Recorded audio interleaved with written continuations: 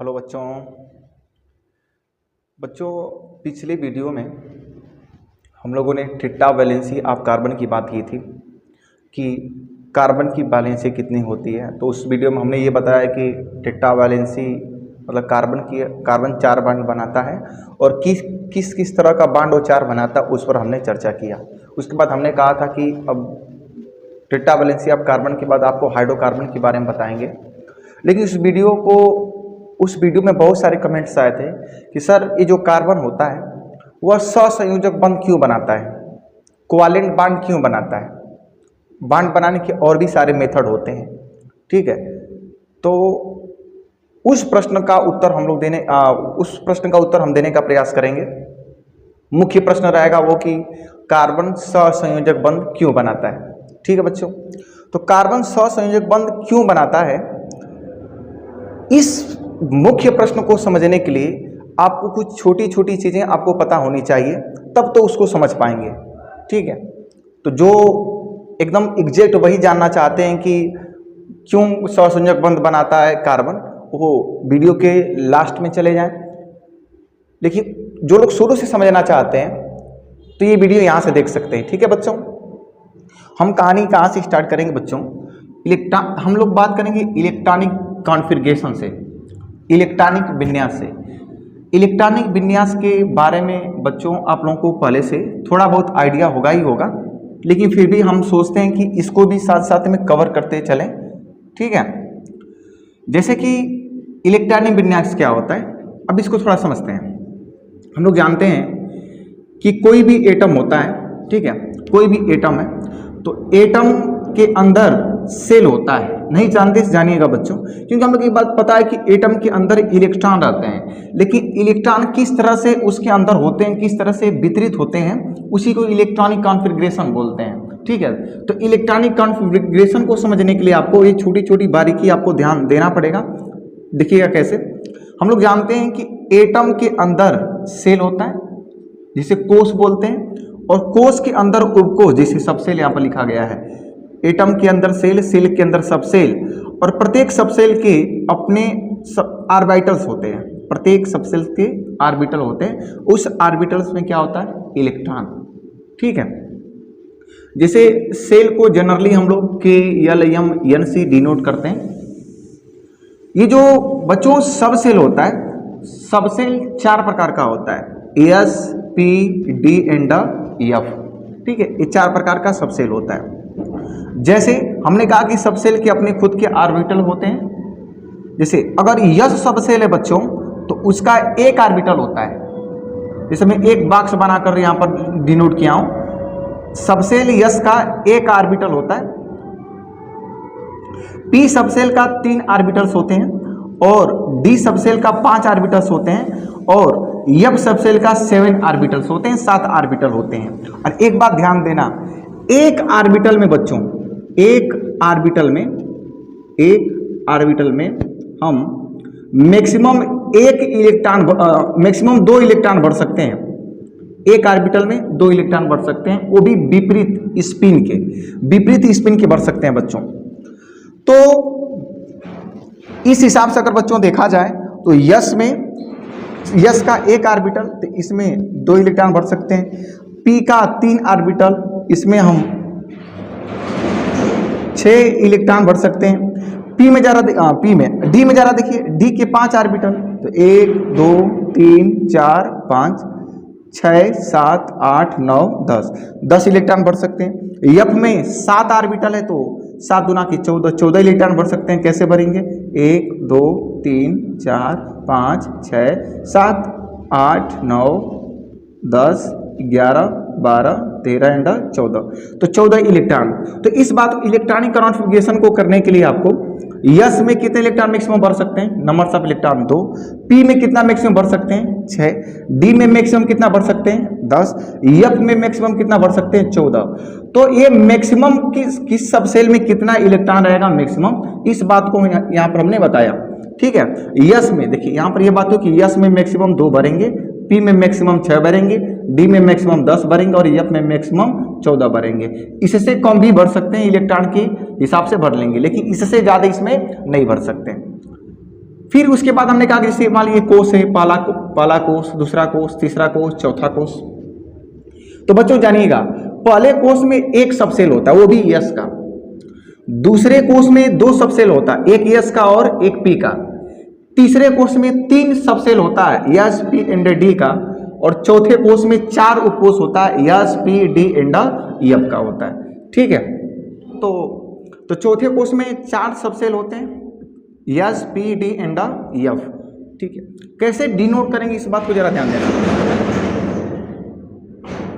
जैसे पहले कोष में एक उपकोष है, तो यहाँ पर लिखेंगे फर्स्ट, उसके बाद यस, मतलब ये जो सामने लिखा गया यस के, ये कोष को रिप्रेजेंट कर रहा है कि पहले कोष का यफ सबसेल है। फिर ये दूसरे कोष में 2 उपकोष होते हैं, यस और पी। तो इसको डिनोट करने का तरीका ये होगा कि यहाँ पर इसके यस के सामने 2 लिख देंगे, पी के सामने 2 लिख देंगे। तो यस के सामने हमने 2 लिखा, पी के सामने 2 लिखा, जो ये बता रहा है कि दूसरे कोष का यस सबसेल है, ये दूसरे कोष का पी सबसेल है। फिर यहाँ पर देखिए तीसरे कोष में 3 सबसेल, एस, पी, डी। तो इसको डिनोट करने का तरीका होता है कि इसके एस, पी, डी के सामने 3 कोएफिशिएंट बना देंगे। तो एस के सामने 3, पी के सामने 3, डी के सामने 3। इसका अर्थ ये हुआ कि तीसरे कोष का एस सबसेल है, तीसरे कोष का पी सबसेल है, तीसरे कोष का डी सबसेल है। फिर यहाँ पर देखिए चौथे कोष में 4 सबसेल होते हैं, 4 कोएफिशिएंट बना देंगे। तो इसका मतलब ये हो जाए कि चौथे कोष का एस सबसेल, चौथे कोष का पी सबसेल, चौथे कोष का डी सबसेल, चौथे कोष का एफ सबसेल। और हम लोग जानते हैं कि यस में मैक्सिमम 2 बढ़ सकते हैं, पी में मैक्सिमम 6 बढ़ सकते हैं, डी में मैक्सिमम 10 बढ़ सकते हैं, और एफ में मैक्सिमम बच्चों 14 बढ़ सकते हैं। तो इसमें यस, एक यस का है तो मैक्सिमम 2, इसमें एक यस का और पी का, तो इसमें 6, 2 8, मैक्सिमम 8 बढ़ सकते हैं।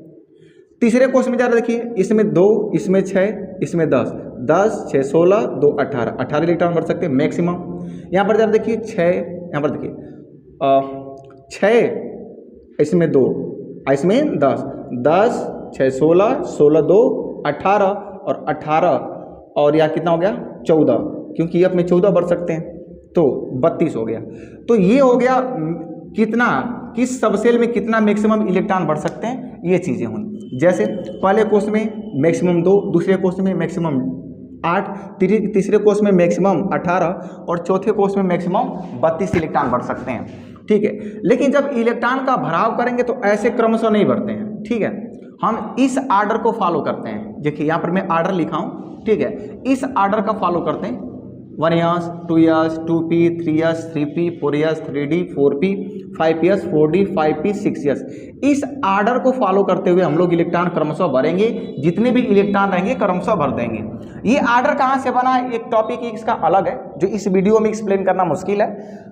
ठीक है, बस ये आर्डर याद रखिएगा। याद करने के बहुत सारे ट्रिक होते हैं, जैसे कुछ लोग ऐसे याद करते हैं कि पहले कोष में एक सबसेल है, मतलब फर्स्ट सबसेल है यस का, दूसरे में यस और पी, तो कुछ ट्रिक लगा कर ऐसे याद कर लेते हैं लोग कुछ यहाँ पर। तो इसको याद करना पड़ेगा, इस आर्डर को, तब तो इलेक्ट्रॉनिक विन्यास कर पाएंगे। जैसे याद कैसे करते हैं, कुछ लोग ऐसे याद करते हैं, school school, public school, public school, district public school, district public school.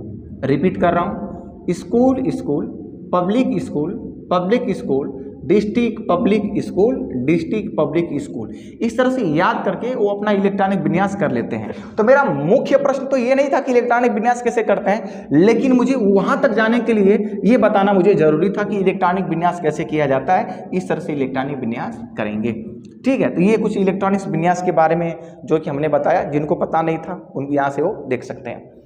अब जरा देखिए, एक अगला जो हमारा प्रश्न है, ये तो रहा इलेक्ट्रॉनिक कॉन्फ़िगरेशन के बारे में। अगला हो गया ऑक्टेट थियरी।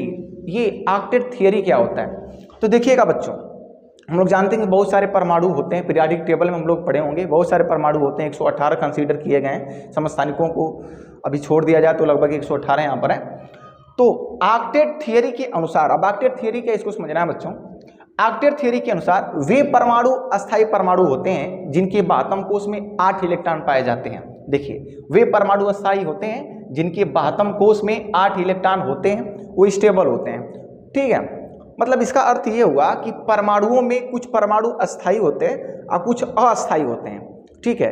तो ऑक्टेट थियरी ये कहती है कि वे परमाणु अस्थायी पाए गए जिनके बाह्यतम कोश में 8 इलेक्ट्रॉन, मतलब इलेक्ट्रॉनिक विन्यास करने के बाद जिनके बाह्यतम कोश में 8 इलेक्ट्रॉन पाए जाएंगे वो क्या रहेगा, स्टेबल, ये ऑक्टेट थियरी कहती है। ठीक है, तो वही बात यहाँ पर मैं लिखा हूँ। जैसे बच्चों एग्जाम्पल के तौर पर देखिए कि एग्जाम्पल में बच्चों क्या है, नियान का परमाणु क्रमांक 10, अर्थात इलेक्ट्रॉन कितने हैं 10, प्रोटॉन भी कितने हैं 10। इसका इलेक्ट्रॉनिक विन्यास देखिए इसी ऑर्डर से करेंगे 1s 2s 2p 3s 3p। ठीक है, तो देखिए हमने यहाँ पर इलेक्ट्रॉनिक विन्यास किया 1s2, देखिए यहाँ पर किया 1s2 2s2 2p6। ठीक है, ऐसे तो 10 इलेक्ट्रॉन मुझे भरने थे तो 2, अरे यस में 2 भर सकते हैं, यस में 2 भर सकते हैं, पी में 6, तो 6 4 कितना हो गया 10। देखिए ये पहला कोष है तो पहले कोष में 2 इलेक्ट्रॉन, ये दूसरा कोष है, दूसरे कोष में 8 इलेक्ट्रॉन, तो ये बातम कोष में कितना इलेक्ट्रॉन हो गया 8। तो ये परमाणु क्या होगा, अस्थायी होगा। मतलब वे कुछ मैं वैसे परमाणु लिखा हूँ जिनके बातम कोष में 8 इलेक्ट्रॉन है। देखिए इसके भी बात इलेक्ट्रॉनिक विन्यास किया हूँ, इसके बातम कोष में 8, इसका भी इलेक्ट्रॉनिक विन्यास किया हूँ, इसके बातम कोष में 8। मतलब ये जितने भी ये परमाणु मैं लिखा हूँ ये सब क्या है, अस्थायी परमाणु। इसके अलावा भी बहुत सारे हैं जो है कि जैसे हो गया जेनान हो गया, रेडान हो गया, ऐसे भी कई परमाणु हैं जो कि उनके बातम कोष में 8 इलेक्ट्रॉन होता है और भी क्या होते हैं, अस्थायी होते हैं। जिसमें और इलेक्ट्रॉनिक विन्यास जरा आर्गन का करके देखते हैं तो 1s2, देखिए 1s2 2s2 2p6 3s2 3p6। तो देखिए पहले कोष में 2 इलेक्ट्रॉन, दूसरे कोष में 6 2 8 इलेक्ट्रॉन, तीसरे कोष में 6 2 8 इलेक्ट्रॉन, तो बातम कोष में 8 इलेक्ट्रॉन है तो ये परमाणु क्या होगा, आपका अस्थायी परमाणु होगा। ठीक है, जैसे यहाँ पर क्रिप्टॉन हो गया 36 है, तो इस ऑर्डर को फॉलो करते हुए हम इलेक्ट्रॉनिक विन्यास करेंगे 1s2 2s2 2p6 3s2 3p6 4s2 3d10 4p6। अब इसको जो है कि ज़रा देखिए इस ऑर्डर का फॉलो करता होगा, तुम देख लीजिए यही ऑर्डर होगा आपका। इलेक्ट्रॉन गिन लीजिए, हम जानते हैं यस में 2, यस में 2, पी में 6, यस में 2, पी में 6, यस में 2, डी में 10 और पी में 6 भर सकते हैं। इलेक्ट्रॉन गिनिए तो 6 4 10, 10 2 12, 12 6 18, 2 20, 20 10 30 6 36 इलेक्ट्रॉन हो गए। मुझे 36 इलेक्ट्रॉन भर रहा था क्योंकि परमाणु क्रमांक कितना था, 36 था। अब देखिए पहले कोष में कितना इलेक्ट्रॉन है 2, दूसरे कोष में कितना है, दूसरे कोष में कितना है 8, तीसरे कोष में कितना है 18। देखिए तीसरे कोष में 18 कैसे जा रहा देखिएगा, ये तीसरा कोष है, ये तीसरा कोष है और यहाँ पर एक तीसरा कोष है। ठीक है, तो यहाँ का 10 10 6 16 16 2 18 18 और बातम कोष कौन सा होगा, चौथा कोष होगा सबसे बातम कोष, तो इसमें 6 और 6 2 8, इसके बातम कोष में कितना इलेक्ट्रॉन हो गया 8। तो ये क्या हो गया आपका बातम कोष में 8, तो ये भी परमाणु क्या हो गए अस्थायी। तो ये परमाणु क्या है, अस्थायी परमाणु है, स्टेबल एटम्स हैं। ठीक है, तो ऑक्टेट थ्योरी के अनुसार वे परमाणु अस्थायी होते हैं जिनके बातम कोष में कितना इलेक्ट्रॉन होता है बच्चों, 8 इलेक्ट्रॉन होता है। लेकिन एक अपवाद भी है, जैसे आपका हीलियम परमाणु।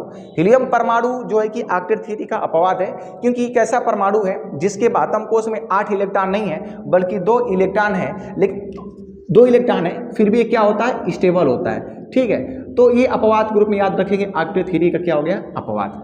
ठीक है, तो इलेक्ट्रॉनिक कॉन्फ़िगरेशन हुआ, साथ में हम लोग ने सीख लिया। फिर क्या हो गया, ऑक्टेट थ्योरी हो गया कि ऑक्टेट थ्योरी क्या होता है। ठीक है, जिनके वे परमाणु जिनके बातम कोष में 8 इलेक्ट्रॉन होते हैं, सामान्यतः परमाणु क्या होते हैं, अस्थायी होते हैं, तो ये ऑक्टेट थ्योरी के बेस पर है। इसका अपवाद क्या था आपका, हीलियम। आप आगे सुनिए, तो जो परमाणु अस्थायी बच्चों नहीं होते हैं, जो परमाणु अस्थायी नहीं होते हैं उनका भी प्रयास होता है कि वो क्या हो जाएं, अस्थायी हो जाएं, स्टेबल हो जाएं, स्टेबिलिटी को प्राप्त करें। अब वो स्टेबिलिटी को प्राप्त करने के लिए जनरली 2 मेथड यूज करते हैं, या बांड बनाते हैं, केमिकल बांड बनाते हैं। बांड का मतलब अन्य परमाणुओं से जुड़ते हैं, और जुड़ने की 2 प्रकार होते हैं। जैसे एक प्रकार आपका होता है कि वो आयनिक बांड के माध्यम से जुड़े, और दूसरा जो होता है कोवालेंट बांड के माध्यम से जुड़े। आयनिक बांड को इलेक्ट्रोवालेंट बांड भी बोलते हैं, या हिंदी में आयनिक बंध या वैद्युत संयोजक बंध बोलते हैं। जो वैद्युत संयोजक बंध होता है, मतलब जो आयनिक बांड होता है, ये इसमें इलेक्ट्रॉन का क्या होता है, स्थानांतरण, इलेक्ट्रॉन के ट्रांसफर ऑफ इलेक्ट्रॉन होता है। कोई एक परमाणु इलेक्ट्रॉन त्याग देगा या कोई परमाणु इलेक्ट्रॉन ग्रहण कर देगा और वह स्टेबल हो जाएगा, मतलब अपने बातम कोष में कितना इलेक्ट्रॉन कर देगा, 8 इलेक्ट्रॉन कर देगा ऑक्टेट थ्योरी के अनुसार, और क्या हो जाएगा, स्टेबल हो जाएगा। फिर देखिएगा बच्चों, अब दूसरा जो होता है तरीका अब स्टेबल होने का, उसे बोलते हैं सहसंयोजक बंध। पहला इलेक्ट्रॉन त्याग कर या ग्रहण करके, अर्थात आयनिक बांड बना करके वो अपने अष्टक को पूरा करता है और स्टेबल होता है। दूसरा वे होता है कि इलेक्ट्रॉन को नहीं ट्रांसफर करता है, इलेक्ट्रॉन का ट्रांसफर नहीं करता, मतलब इलेक्ट्रॉन को ग्रहण भी नहीं करता है और त्यागता भी नहीं है। क्या करता है? इलेक्ट्रॉन की साझेदारी करता है, शेयरिंग ऑफ इलेक्ट्रॉन, इलेक्ट्रॉन की साझेदारी करता है, अर्थात वो कौन सा बंध बनाता है? सहसंयोजक बंध, कोवालेंट बॉन्ड बनाता है। तो कोई भी परमाणु स्टेबल होने के लिए, अपने बाह्यतम कोश में 8 इलेक्ट्रॉन करने के लिए वह आयनिक बॉन्ड बना सकता है या तो सहसंयोजक बंध बना सकता है। हमारा मुख्य प्रश्न ये था कि सहसंयोजक बंध, हमारा जो कार्बन,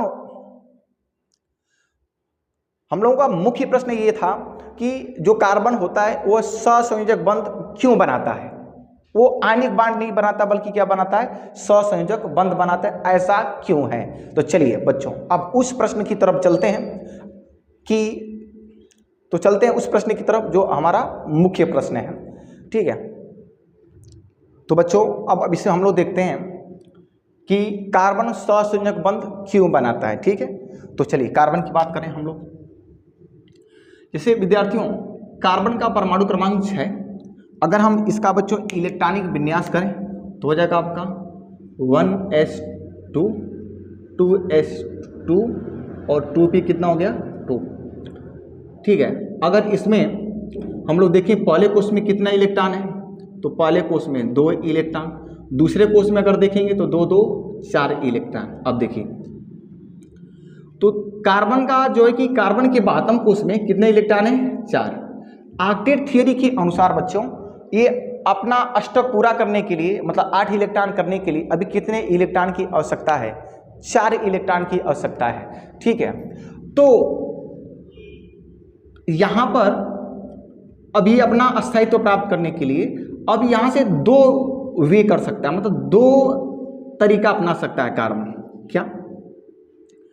पहला तरीका यह है बच्चों कि भाई 4 इलेक्ट्रॉन है तो कार्बन क्या करे? 4 इलेक्ट्रॉन ग्रहण करके, 4 उसके बाह्यतम कोष में है, और 4 इलेक्ट्रॉन ग्रहण करके अपने ऊपर -4 का चार्ज लाए और ये क्या हो जाए? अपना अष्टक पूरा कर जाए और ये परमाणु क्या हो जाए बच्चों? स्टेबल हो जाए। एक तो वे ये है। दूसरा वे ये होता है, कुछ लोग कहते हैं कि सर जैसे कि आप बोले हैं कि ऑक्टेट थियरी के अनुसार बाह्यतम कोष में 8 इलेक्ट्रॉन करना चाहते हैं, तो ऐसा भी तो कर सकता है कि सर हीलियम भी तो स्टेबल है, ये अपना डुप्लेट पूरा कर रहा है, ये अपना ऑक्टेट पूरा कर रहे हैं सब एटम, ये वाले ऑक्टेट पूरा कर रहे हैं, ये डुप्लेट पूरा कर रहा है। तो ऐसा भी तो हो सकता है कि 4 इलेक्ट्रॉन अगर बाह्यतम कोष से अगर कार्बन के निकाल दें बच्चों तो ये अपना डुप्लेट पूरा कर देगा और तभी अस्थायी हो जाएगा, हीलियम की संरचना प्राप्त कर लेगा। तो हाँ, ऐसा भी हो सकता है। तो जरा देखते हैं। तो दूसरा जो वे है बच्चों, कार्बन क्या कर सकता है? अपना 2 इलेक्ट्रॉन त्याग करके, मतलब +2 2 इलेक्ट्रॉन त्याग दिया तो इसके बाह्यतम कोष में कितना हो गया? 2। यहाँ पर इसका इलेक्ट्रॉनिक विन्यास करेंगे बच्चों तो 2 कामा कितना हो जाएगा? 8 हो जाएगा।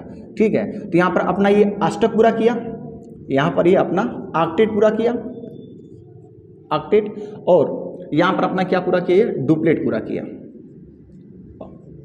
ठीक है, तो ये हमारी जो है कि ऑक्टेट थ्योरी की बेस पर हम ये कह सकते थे कि कार्बन 2 तरह से 2 तरीका अपना करके वो स्टेबल हो सकता है बच्चों, 4 इलेक्ट्रॉन ग्रहण करके या 2 इलेक्ट्रॉन त्याग करके। 2 इलेक्ट्रॉन त्यागेगा तो डुप्लेट पूरा करेगा, हीलियम गैस की संरचना प्राप्त करेगा और स्टेबल हो जाएगा, और 4 इलेक्ट्रॉन ग्रहण करेगा तो यहाँ पर नियान गैस की संरचना प्राप्त करेगा और स्टेबल हो जाएगा। लेकिन रियलिटी ये है बच्चों, इन दोनों वे में से ये तरीका, दोनों ही तरीका नहीं अपनाता है। ठीक है, ये दोनों तरीका नहीं अपनाता है, ना ही इलेक्ट्रॉन त्यागता है और ना ही इलेक्ट्रॉन ग्रहण करता है। अब प्रश्न ये उठता है सर क्यों? यही तो प्रश्न था कि ऐसा क्यों, मतलब इलेक्ट्रॉन ट्रांसफर नहीं करता, नहीं ग्रहण करता है और नहीं त्यागता है, अर्थात आयनिक बॉन्ड नहीं बनाता, इसका मतलब सहसंयोजक बंध बनाता है। तो वहां तक पहुंचने के लिए पहले इसको हम लोग ये देखेंगे क्यों ये नहीं करता है। ठीक है, इस बात को जरा समझिएगा। जैसे बच्चों होता क्या है, मामला क्या है, जैसे कि कोई भी परमाणु इलेक्ट्रॉन ग्रहण करता है ना, तो जब पहला इलेक्ट्रॉन ग्रहण करेगा तो एनर्जी रिलीज करता है। ठीक है, मान ये कार्बन एटम है, कार्बन पहला इलेक्ट्रॉन गेन किया होगा तो कार्बन -1 में बदला होगा, कार्बन -1 में बदला होगा। ठीक है, और यहां से क्या किया होगा? आपका एनर्जी रिलीज किया होगा, एनर्जी रिलीज किया होगा, एनर्जी निकली होगी। ठीक है, एनर्जी निकली होगी। ऐसा होता है, नहीं मालूम है तो आप जानिएगा, जब कोई परमाणु पहला इलेक्ट्रॉन ग्रहण करता है तो एनर्जी रिलीज करता है, लेकिन दिक्कत ये है कि जब इसे दूसरा इलेक्ट्रॉन ग्रहण कराया जाता है, मैं अभी कार्बन पर -1 का चार्ज आ गया, तो अब मान लीजिए 1 इलेक्ट्रॉन दे दिया गया, मुझे कितना इलेक्ट्रॉन देना था, इस वे से, इस फर्स्ट वाले वे से कितना इलेक्ट्रॉन देना था, 4 इलेक्ट्रॉन देना था, 1 इलेक्ट्रॉन दे दिए। तो जब अगला इलेक्ट्रॉन इसे देने जाएंगे, कार्बन पर जो -1 है, इसे जब बच्चों अपना जब एक और इलेक्ट्रॉन देने जाएंगे तो ये इसको एक्सेप्ट नहीं करता है, अब इस इलेक्ट्रॉन को एक्सेप्ट नहीं करेगा। अब क्यों एक्सेप्ट नहीं करेगा, इसका जो है कि यहाँ से रीजन समझ सकते हैं, क्योंकि जो इलेक्ट्रॉन देंगे उस पर माइनस चार्ज है, इस पर प्लस भी minus charge, minus minus repels करेंगे, शायद इसलिए एक्सेप्ट नहीं कर रहा है। तो दूसरा इलेक्ट्रॉन ये एक्सेप्ट नहीं करता है, तो एक्सेप्ट कराने के लिए जब एनर्जी हमें देनी पड़ेगी, मतलब कार्बन -1 से कार्बन -2 तक जाने के लिए मुझे इस बार एनर्जी रिलीज नहीं होगी, बल्कि एनर्जी यहाँ पर क्या लगेगी, एब्जॉर्ब होगी। यहाँ पर बच्चों एनर्जी क्या होगी, एब्जॉर्ब होगी। यहाँ पर एनर्जी रिलीज हो रही थी, यहाँ पर एनर्जी एब्जॉर्ब होगी, मतलब एनर्जी देनी पड़ेगी। और रियलिटी ये है कि जितनी बार जब पहली बार वो इलेक्ट्रॉन गेन किया था, पहली बार जब पहला इलेक्ट्रॉन गेन किया तो जितनी एनर्जी वो निकाला ना, उससे ज़्यादा कहीं एनर्जी इसको क्या करनी पड़ेगी, देनी पड़ेगी। तो धीरे धीरे एनर्जी इसकी बढ़ने लगी, धीरे धीरे एनर्जी बढ़ने लगी। एक बात समझिएगा, अगर किसी निकाय की, अगर किसी सिस्टम की एनर्जी, अगर एनर्जी इसकी जितनी बढ़ेगी तो इसकी स्टेबिलिटी क्या होती है, घटती है बच्चों। स्टेबिलिटी क्या होती है, घटती है। इस बात को जरा समझिएगा, ठीक है। अगर किसी निकाय, किसी परमाणु या किसी अणु की एनर्जी अगर बढ़ रही है तो स्टेबिलिटी क्या होगी, घटेगी, अस्थायित्व उसका बिगड़ेगा, ठीक है। तो पहला इलेक्ट्रॉन दिए तो एनर्जी निकली, अच्छी बात थी, थोड़ा स्टेबल हो गया। लेकिन जब दूसरा इलेक्ट्रॉन देंगे, मुझे 4 इलेक्ट्रॉन देना था, दूसरा इलेक्ट्रॉन दे देंगे, दूसरा इलेक्ट्रॉन, तो एनर्जी क्या होगी, लगानी पड़ेगी, और उससे कहीं ज़्यादा ऊर्जा लगानी पड़ेगी। तो ओवरऑल अब इस कार्बन के पास ऊर्जा बढ़ रही है, अब ऊर्जा बढ़ जाएगी क्योंकि एनर्जी लग रही है, तो एनर्जी लगाने से ऊर्जा बढ़ने लगेगी, तो इसका क्या घटने लगेगी, स्टेबिलिटी घटने लगेगी। अभी तो 2 इलेक्ट्रॉन की बात है, अभी मुझे 1 इलेक्ट्रॉन, 2 इलेक्ट्रॉन और देने हैं। तो मान लीजिए मैं कार्बन पर -2 है, 1 इलेक्ट्रॉन और दिया, कार्बन -3 में बदला, एनर्जी इसकी और बढ़ गई, ठीक है। फिर हमने कार्बन -3 को 1 इलेक्ट्रॉन और दिया, कार्बन -4 आ गया, एनर्जी बहुत ही ज़्यादा हो गई, एनर्जी बहुत ज़्यादा बढ़ गई। इतनी ज़्यादा एनर्जी बढ़ गई कि ऑक्टेट थियरी के अनुसार इसका अष्टक पूरा हुआ कि नहीं हुआ, इस बात से कोई लेना देना नहीं है। इतनी ज़्यादा एनर्जी इसकी हो जाती है कि स्टेबिलिटी बहुत ही खराब हो जाती है, ठीक है। तो यहाँ पर ऑक्टेट थियरी का कोई मतलब नहीं होता, क्योंकि मैक्सिमम एनर्जी में स्टेबिलिटी घट जाती है। आज सब लोग ये चला था स्टेबल होने के लिए, और जब एनर्जी इसकी ज़्यादा हो जाएगी तो स्टेबिलिटी खराब हो जाएगी, तो ये वे यूज नहीं करता है, यही रीज़न है। अब आते हैं दूसरा वे यूज कर सकता था, ठीक है। तो दूसरा वे क्या है आपका, सेम टू सेम वैसा ही है। जैसे मान लीजिए कि इलेक्ट्रॉन जब कोई गेन करता है, पहला इलेक्ट्रॉन एनर्जी निकलती है, लेकिन दूसरा इलेक्ट्रॉन अगर गेन करेगा वो चार्ज हमारा, तो एनर्जी देनी पड़ती है बच्चों। तो यहाँ पर क्या होगा, किसी एटम से इलेक्ट्रॉन निकालने के लिए एनर्जी देनी पड़ती है। जब कोई एटम है तो एटम से इलेक्ट्रॉन्स को निकालने हैं, तो वहाँ पर एनर्जी लगती है, एनर्जी लगेगी तो सिस्टम की एनर्जी क्या होगी, बढ़ेगी। तो जैसे मान लीजिए कार्बन है, इसमें से इलेक्ट्रॉन को निकालना है। मान लीजिए हमने पहला इलेक्ट्रॉन जब निकाला, तो पहले इलेक्ट्रॉन को निकालेंगे तो एनर्जी लगेगी, ठीक है, एनर्जी लगेगी। तो एनर्जी लगने से एनर्जी धीरे धीरे क्या होगी, बढ़ने लगेगी। तो कार्बन और कार्बन प्लस 1 में कार्बन प्लस 1 की एनर्जी मैक्सिमम होगी, मतलब इससे ज़्यादा अनस्टेबल ये होगा। तो इलेक्ट्रॉन त्यागेगा ही क्यों, जब उसकी स्टेबिलिटी बिगड़ रही है। तो एनर्जी अगर बढ़ेगी तो स्टेबिलिटी खराब हो रही है, तो त्यागेगा ही क्यों, इससे अच्छा है कि वो उसी मतलब स्थिति में रहे। दूसरा मान लीजिए कार्बन +1 हो गया। अब दूसरा इलेक्ट्रॉन जो है कि अब इसे दूसरा इलेक्ट्रॉन अगर यहाँ से निकालेंगे तो ये कार्बन +2 में बदलेगा, 1 इलेक्ट्रॉन और निकालिए। एक तो कार्बन तो छोटा एटम है ना बच्चों, कार्बन बहुत छोटा एटम है, तो छोटे एटम से अभी इलेक्ट्रॉन को जो है कि निकालना है, तो इलेक्ट्रॉन और नाभिक के बीच में अट्रैक्टिव फोर्स ज़्यादा होता है, तो एनर्जी बहुत ज़्यादा देनी पड़ेगी। ओवरऑल ये इस वाले वे में भी एनर्जी बहुत क्या हो जाती है, बहुत मैक्सिमम हो जाती है। इतनी मैक्सिमम एनर्जी हो जाती है कि इसकी स्टेबिलिटी खराब हो जाती है, तो ये भी वे यूज नहीं करता है। तो कार्बन ये अगर वे यूज़ करता है तभी उसकी स्टेबिलिटी खराब होती है, ये वे अगर यूज़ करता है तभी इसकी स्टेबिलिटी खराब होती है। तो इन दोनों वे से इन दोनों वे को हटा करके एक तीसरा वे अपनाता है जिसको बोलते हैं कोवालेंट बांड। ठीक है, ये आयनिक बांड नहीं बनाता। क्यों? क्योंकि भाई आयनिक बांड क्या होता है? इलेक्ट्रॉन त्यागना या ग्रहण करना।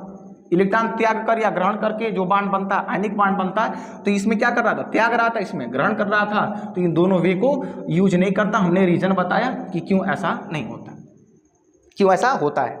ठीक है, अब बारी आती है बच्चों, अब बारी आती है कि वो सहसंयोजक बंध कैसे बनाता है, किस प्रकार का बनाता है। ठीक है, ये जो मेरा मुख्य, हम लोग का आज का जो मुख्य प्रश्न था कि जो कार्बन होता है वो आयनिक बांड नहीं बनाता, तो ये उसका रीजन रहा है। ठीक है, अब हम ये देखते हैं कि कार्बन सहसंयोजक बंध कैसे बनाता है। ठीक है, उसको देखते हैं। ठीक है बच्चों, अब देखते हैं कि कार्बन जब सहसंयोजक बांड या कोवालेंट बांड जब बनाता है तो किस प्रकार का बनाता है और कैसे बनाता है, जरा ध्यान से समझते हैं। जैसे कार्बन का परमाणु क्रमांक 6, इलेक्ट्रॉन विन्यास करेंगे 1s2 2s2 2p2। ठीक है, ये हो गया इसका इलेक्ट्रॉनिक विन्यास।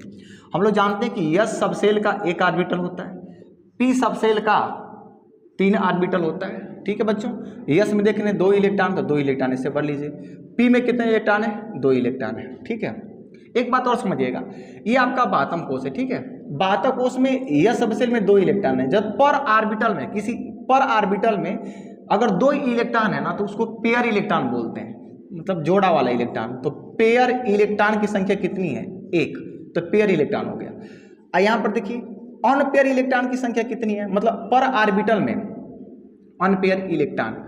पर ऑर्बिटल में अगर सिंगल सिंगल इलेक्ट्रॉन होते हैं बच्चों तो उसे क्या बोलते हैं कि अनपेयर इलेक्ट्रॉन। तो यहाँ पर अनपेयर इलेक्ट्रॉन कितना है? 2। देखिए एक ऑर्बिटल में 2 इलेक्ट्रॉन, पेयर इलेक्ट्रॉन कितना हो गया? 1। ठीक है, यहाँ पर देखिए P वाले में क्या हुआ? 2 इलेक्ट्रॉन से सिंगल सिंगल करके हैं। कुछ लोग कहेंगे सर आप जब 2 इलेक्ट्रॉन भरे हैं तो आप एक इसी में नहीं भर सकते थे। आप जो है कि हम लोग जानते हैं कि एक ऑर्बिटल में 2 इलेक्ट्रॉन्स होता है, तो आप इसी में 2 भर दिए होते तो 2 पेयर हो गया होता। लेकिन ऐसा नहीं करते हैं बच्चों, पहले हम लोग क्या करते हैं? सिंगल सिंगल इलेक्ट्रॉन पर ऑर्बिटल में भरते हैं। जैसे S का एक ऑर्बिटल में 2 इलेक्ट्रॉन भर देंगे, लेकिन P का 3 ऑर्बिटल होता है तो पहले सिंगल सिंगल इलेक्ट्रॉन भरते हैं। ठीक है, तब जो है कि उसको पेयर करते हैं। पहले अनपेयर भरते हैं फिर पेयर करते हैं। ठीक है, इस हिसाब से पहले ऑर्बिटल में 1, दूसरे ऑर्बिटल में 1। अब 2 इलेक्ट्रॉन भरना था, 2 खत्म हो गया जो है कि। तो पर ऑर्बिटल में 2 इलेक्ट्रॉन है तो पेयर इलेक्ट्रॉन बोलते हैं। पर ऑर्बिटल में अगर सिंगल सिंगल इलेक्ट्रॉन है तो अनपेयर बोलते हैं। और जितना अनपेयर इलेक्ट्रॉन होता है बच्चों उतना ही वो कोवालेंट बांड कोई परमाणु बनाता है। ठीक है, तो यहाँ पर देखा जा रहा है कि कार्बन कितना बांड बना सकता है? 2, क्योंकि इसके पास अनपेयर इलेक्ट्रॉन की संख्या कितनी है? 2, तो 2 बांड बना सकता है। लेकिन अगर ये 2 बांड बना भी लेगा तभी इसका अष्टक नहीं पूरा होगा। क्यों? क्योंकि अगर एक बांड बनाएगा ना तो एक बांड में 2 इलेक्ट्रॉन होते हैं, एक इसके और जिसे वो शेयर करेगा उसका एक। ठीक है, तो एक बांड यहाँ से बनाएगा, देखो एक बांड यहाँ से बनाएगा, एक बांड यहाँ से बनाएगा, तो 2 बांड बनाएगा। क्योंकि अनपेयर इलेक्ट्रॉन की संख्या कितनी है? 2, तो इसका 2 इलेक्ट्रॉन और 2 बांड बनाएगा तो सामने वाले का 2 इलेक्ट्रॉन, 2 2 4 हो गया और 4 2 क्या हो गया? 6। तो बातम कोष में अभी भी कितना इलेक्ट्रॉन है? 6 है। तभी वो स्टेबल नहीं होगा, तभी ऑक्टेट थ्योरी को फॉलो नहीं करेगा, तब एक काम करता है। यहाँ पर भी स्थितियाँ बदलती हैं, यहाँ पर स्थितियाँ बदलती हैं। क्या? अब ये जो पेयर इलेक्ट्रॉन है इसको अनपेयर करता है। जैसे मान लीजिए कार्बन था, मैं बातम को उसका दिखा रहा हूँ। जैसे 2s2 था और क्या था? 2p2 था। S का एक ऑर्बिटल, P का 3 ऑर्बिटल्स, P का 3 ऑर्बिटल, इसमें 2 इलेक्ट्रॉन थे, इसमें 2 इलेक्ट्रॉन है। तो ये क्या करता है? अपने पेयर वाले इलेक्ट्रॉन को इसमें भेज करके क्या कर देता है? अनपेयर कर देता है, ताकि बांड बनाने की इफिशियंसी बढ़ जाए। तो ये पेयर को क्या कर, यहाँ पर इलेक्ट्रॉन था, अब यहाँ से यहाँ पर भेज दिया। ठीक है, तो अब यहाँ पर देखिए पेयर्स इलेक्ट्रॉन्स कितने हो गए हैं? 0, एक भी पेयर नहीं है, पर ऑर्बिटल में कोई पेयर नहीं है। कितना हो गया? अनपेयर इलेक्ट्रॉन की संख्या बढ़ गई। अनपेयर इलेक्ट्रॉन की कितनी संख्या हो गई? 1 2 3 4 हो गई। कितनी? 4। तो अब यहाँ से ये कितना बांड बना सकता है? कोवालेंट बांड बच्चों कितना बनाएगा? यह 4 बांड बना लेगा। ठीक है, 4 बांड बनाएगा। और ये जो कोवालेंट बांड बनता है, हम बता चुके हैं कि जो कोवालेंट बांड बनता है बच्चों इलेक्ट्रॉन के साझेदारी से बनता है। तो ये कोवालेंट बांड कितना बनाएगा विद्यार्थियों? तो 4 बनाएगा। अब जरा सुनिए, अब एक बात समझिए, इस वाले स्थिति को हम लोग ग्राउंड स्टेट बोलते हैं, मतलब मूल अवस्था बोलते हैं या आद्य अवस्था बोलते हैं, ग्राउंड स्टेट बोलते हैं। ठीक है, ग्राउंड स्टेट याद रखिएगा, बहुत बड़ी नीड नहीं है, समझते रहिए। और ये क्या आपका जो है कि ये जब पेयर को अनपेयर कर लेता है तो इसको बोलते हैं बच्चों एक्साइटेड स्टेट। एक्साइटेड स्टेट बोलते हैं, उत्तेजित अवस्था। ठीक है, तो कार्बन बड़ा विशेष है, ये अपने ग्राउंड स्टेट से किस में आता है, एक्साइटेड स्टेट में, और पेयर वाले इलेक्ट्रॉन को किस में कन्वर्ट करता है, अनपेयर्स इलेक्ट्रॉन में, अनपेयर्स इलेक्ट्रॉन में कन्वर्ट करता है।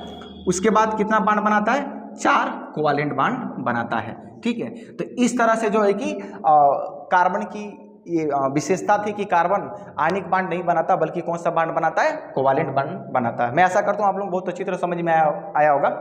अब थोड़ा एग्जांपल ले लेते हैं कि सर थोड़ा किस तरह बनाता है, थोड़ा इसको दिखाइएगा, समझाइएगा। तो इसको मिटाते हैं, फिर जो है कि समझते हैं।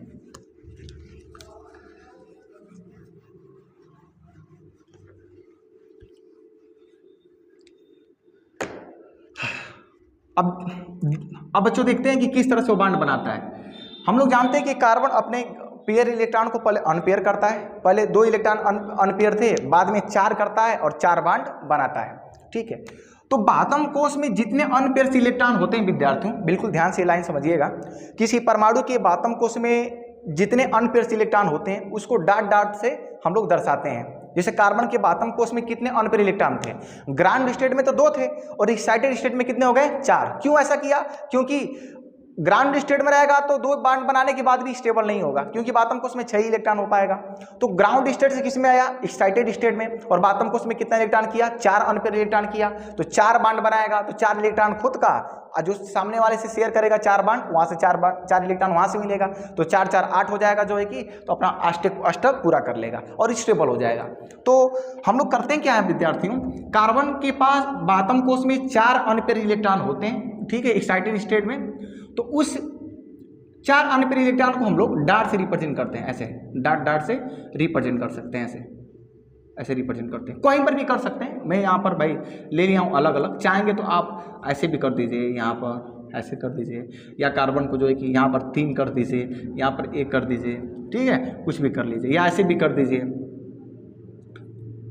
ऐसे कुछ भी कर लीजिए, ठीक है ना, कोई समस्या नहीं है। तो ये अनपेयर इलेक्ट्रॉन को हम लोग ऐसे दिखाते हैं ताकि हमको मालूम चले कि कार्बन के बातम कोष में कितने अनपेयर इलेक्ट्रॉन होते हैं, तो 4 होते हैं।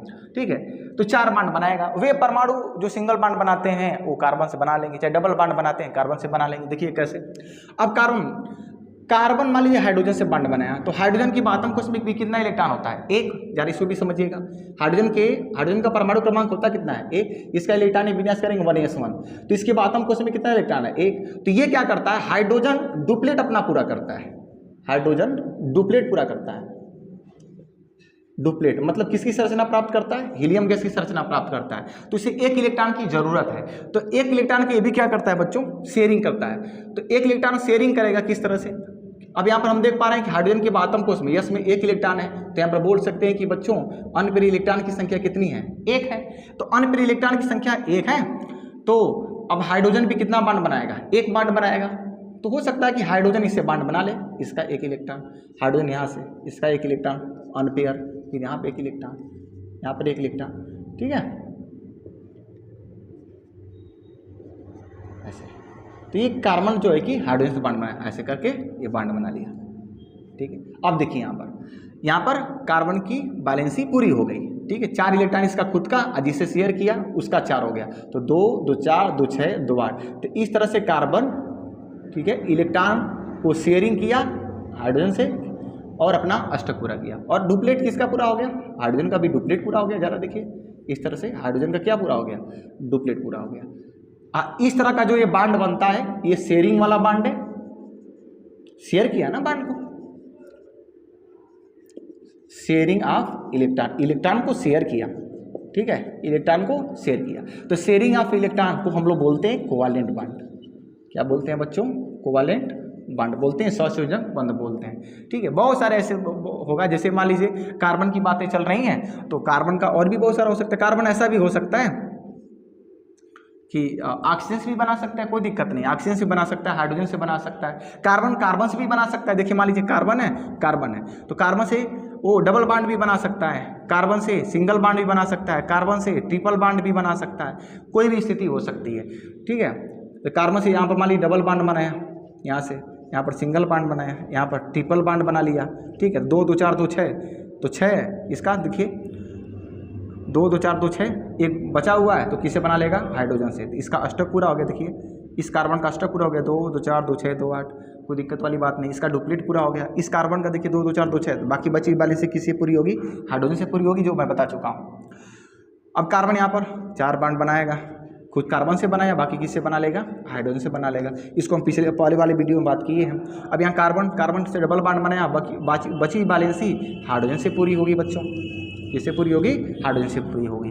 तो ये कुछ कोवालेंट जो प्रॉपर्टीज है। तो हम लोगों का जो आज का जो मुख्य प्रश्न था कि जो हमारा कार्बन होता है वो क्यों कोवालेंट बॉन्ड ही बनाता है, तो उसका ये रीज़न इस वीडियो में था। काफ़ी डिटेल्स में बात की है, लंबा वीडियो हुआ, लेकिन अच्छी तरह से देखिएगा। फिर कोई भी कन्फ्यूजन होगा तो कमेंट में जरूर लिखिएगा, सर यहाँ पर दिक्कत है, फिर कोशिश करेंगे आपको समझाया जाए। ठीक है बच्चों।